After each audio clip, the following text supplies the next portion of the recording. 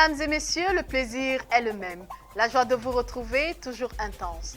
Bienvenue à la revue de presse. Votre humble serviteur Ghislain Cougan prend le relais. À toi, Ghislain. Challenge Hebdo pour démarrer à la une. Conseil constitutionnel, rejets en cascade des requêtes fantaisistes. Elles ont été balayées sans autre forme de procès. Seul le dossier du Manidem tient la dragée haute. Pages 2 et 3 de Challenge Hebdo. Phase 2 de l'autoroute Yaoundé-Douala. Un nouveau tracé pour contourner les indemnisations. Le ministre des Travaux publics a rencontré les partenaires du projet. Page 5 de Challenge Hebdo. Pétrole lampant, le gouvernement importe 40 000 tonnes pour contenir la pénurie. L'État cherche des solutions immédiates aux souffrances des ménages. Page 6 de Challenge Hebdo. Lions indomptables du Cameroun, Marc Brice a remis sa liste à la Fédération camerounaise de football. C'est en prélude aux deux prochaines confrontations prévues en septembre prochain. Page 10 de Challenge Hebdo. Le tri-hebdomadaire d'Icalo, contentieux préélectoral, semaine décisive pour les recalés de la présidentielle, déjà que les recours fantaisistes ont été tous balayés d'un revers de la main. Hier, l'exécution de leur requête a donc débuté hier au siège du Conseil constitutionnel dans un délai maximum de 10 jours, pages 2 et 3. Qualité de service, 3 ministres rappelés à l'ordre par le Premier ministre, page 5 pour plus de détails. Impôt sur les revenus, l'État prolonge la date limite pour la déclaration à la page 7 du hebdomadaire d'Icalo. Fin de parcours, Luc Diodo accroche définitivement sa touche, c'est à lire à la page 5 du hebdomadaire d'Icalo. L'info à chaud, Maurice Kamto s'adressant au président et Auguste, membre du Conseil constitutionnel, à l'audience relative au contentieux préélectoral au Palais des Congrès de Yaoundé. Je cite, « Vous ne devez pas donner l'impression que les débats, c'était le décor ». Page 3 du journal L'info à chaud. Présent à la Cour constitutionnelle, le président AI du MSC dénonce avec la plus grande fermeté l'interpellation arbitraire de dizaines de militants du MRC par la police. Page 12, il s'agit de Mohamedou Bota. Le point bi-hebdo à la une, c'est chaud, nous dit-on, du côté du Conseil constitutionnel. Approvisionnement en eau potable, Kamwatsa,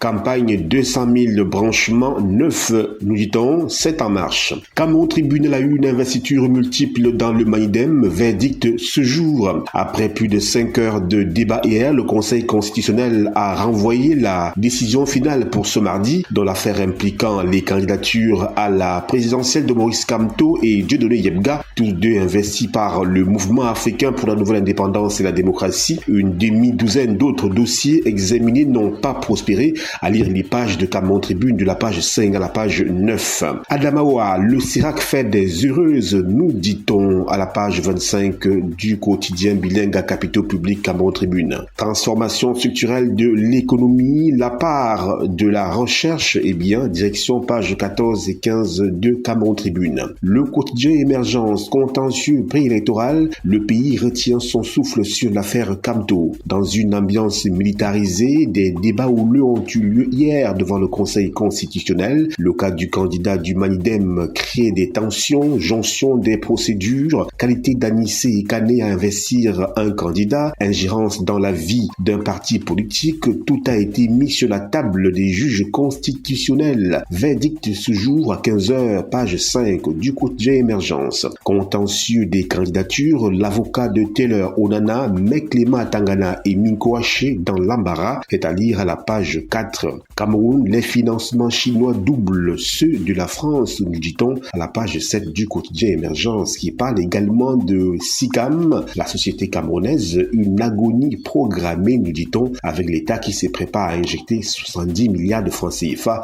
pour la relance de cette industrie du coton textile. Page 8 du quotidien Émergence. Mutation à la une, contentieux préélectoral, Kamto, blanc ou noir, pour l'interrogation. Le Conseil constitutionnel va valider ou invalider la candidature du Manidem à l'élection présidentielle. Ce jour à 15h, les plaidoiries ont été enflammées hier et l'on a noté des accrochages aux alentours du siège de l'institution entre les forces de l'ordre et des partisans de l'homme politique, page 6 et 7 du quotidien Mutation. Enquête à la page 3, ces infirmiers clandestins. Page 12, brise de décrispation. Marc Brice retrouve la Fédération camerounaise de football, la FECAFOOT. Le quotidien Le Jour à la une, droit ou penché, le Conseil constitutionnel joue sa crédibilité. Page 3 pour plus de détails. Participation citoyenne, l'appel des femmes est à lire à la page 4. Côte d'Ivoire 2025, Yves Tsala fait le bilan de l'Afrobasket à la page 9 du quotidien Le Jour. Info matin, présidentielle 2025, Camto, jour de vérité ce mardi 15h. La nouvelle expression Conseil constitutionnel, les arguments de Camto pèsent sur le Conseil constitutionnel. Face aux démonstrations pertinentes que les avocats du candidat du Manidem ont faites pour démonter la requête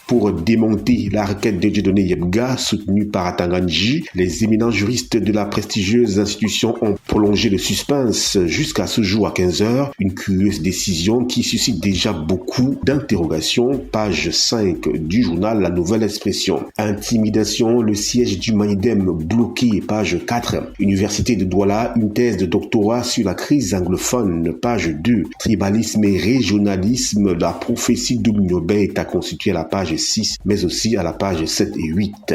La fin des dictateurs, Nicolae Ceausescu exécuté avec son épouse. Page 12 du journal La Nouvelle Expression. La Croix du Septentrion à la une, Mayokani. Les championnats des vacances s'achèvent en beauté, nous dit-on. Le hebdomadaire Le Soir, mine et développement technologique, le MIDMIT installe une commission interministérielle pour une gestion harmonieuse des activités minières et forestières. Agression d'un agent de prévention routière à Koukoué, le ministre des Transports annonce des poursuites judiciaires contre les auteurs d'actes de violence. Le journal Le Flambeau, exploitation de la bauxite dans la Damawa, édition spéciale, les fils de la région marginalisée dans les recrutements. My Hospital, hôpital central de Yaoundé, le café éthique démystifie la nouvelle loi sur le don d'organes. Éco, santé, rencontre scientifique, Douala, carrefour de la pneumonie africaine.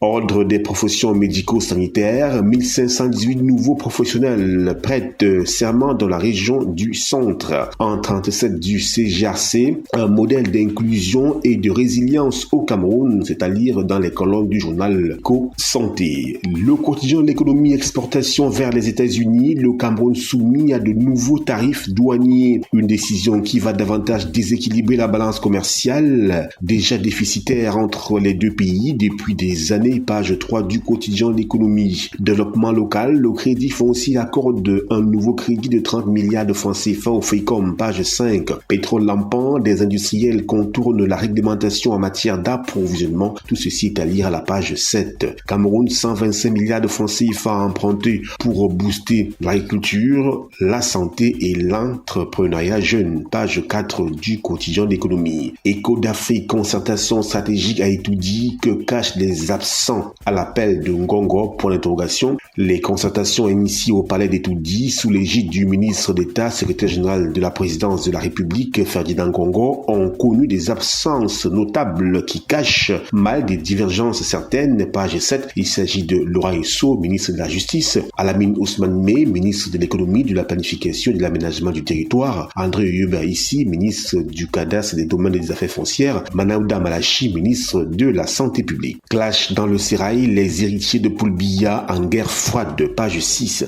Eco-News à la une, révolution économique au Cameroun quand l'habitat devient moteur de croissance. Nous dit-on, secteur bancaire camerounais, la qualité des actifs à l'épreuve des créances douteuses. Le pacte d'avenir, le littoral et KHPC unissent leurs forces pour un Cameroun puissant et durable. Léthargie boursière à la BVMAC, le manque d'aptitude pour le risque freine les transactions, nous dit-on, dans les colonnes du journal Econews. La météo à la une présidentielle 2025, Issa Tiroma, bel et bien candidat, page 3. L'observateur du Septentrion à la une, Makari, 700 militants du Rassemblement démocratique du peuple camerounais rejoignent l'UNDP, nous dit-on. Tchad, industrialisation du secteur agricole, Mahamat Idriss Déby Itno examine le chantier numéro 9 de son projet politique. Horizon Plus magazine à la une, Adamawa, au service civique des jeunes forgés pour incarner les valeurs citoyennes, nous dit-on. Nord-Cameroun, sous l'égide de Sa Majesté Abakar Abdoulaye, le ADPC en marche vers l'avenir, page 2 du journal Horizon Plus magazine. Emeline Doudou Amadou, c'est la fin de ce tour d'horizon de la presse écrite. Nous vous rendons l'antenne. Merci Ghislain Kougan, mesdames et messieurs, très heureuse de vous avoir servi. Restez scotchés sur CamNews 24 et ITFM Radio émettant depuis Garoua. C'est Yeso, comme on le dit chez nous.